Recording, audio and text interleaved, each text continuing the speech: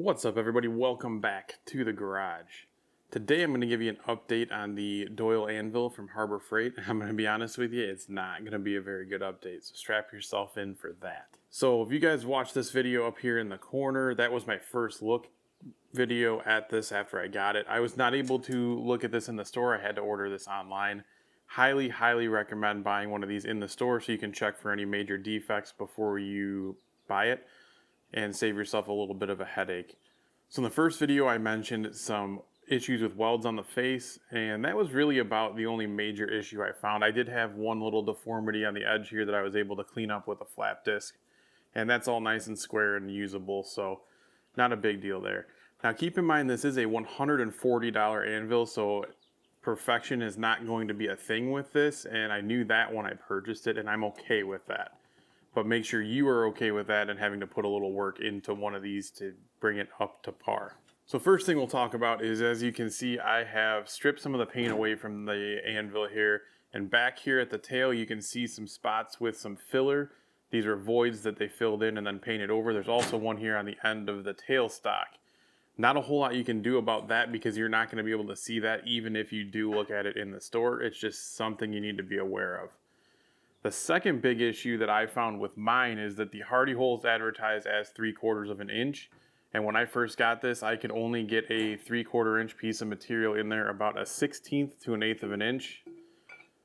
Now I've got it where it goes in a couple inches there, which is plenty for what I'm trying to do. But I posted about that online and got told by a lot of people that it's just 5 minutes with a file. What did you expect for a $140 anvil?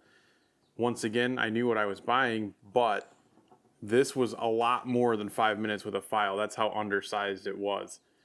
I had to get a die grinder out with some carbide bits, grind it all down, and then clean up the corners with a file. And even with the use of the die grinder, it still took quite a while. The other issue is the pritchel is also not 3/4 of an inch like it is listed. This is a 3/4 inch pin, and it is nowhere close to fitting into this hole. The pritchel hole I'm not as worried about, since mainly I'll be using that to punch through things and maybe put a holdfast in there which I can draw out and taper down. But just be aware that these may not be the 3/4 inch sizes that are advertised and may take quite a bit of work to get them there.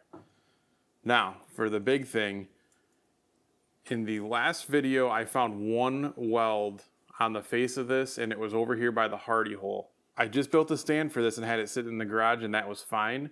So this did not happen while I was using it. It happened when my son was pretending like he was using it with a little 200-gram hammer. He wasn't hitting it hard. In fact, you could barely hear him tapping on it, and he must have hit it just right and popped that weld right out of here. So I will fix that eventually, but it is kind of out of the way where you're not really using that part of the anvil necessarily. So as I've been using this anvil over the past couple weeks, I have found what I suspect are a few more welds. As you get some dirt and slag and stuff on the anvil, it makes the outline of those marks very apparent and visible. So I have found a few more of those welds. At least I suspect they're welds. I don't know what else they would be.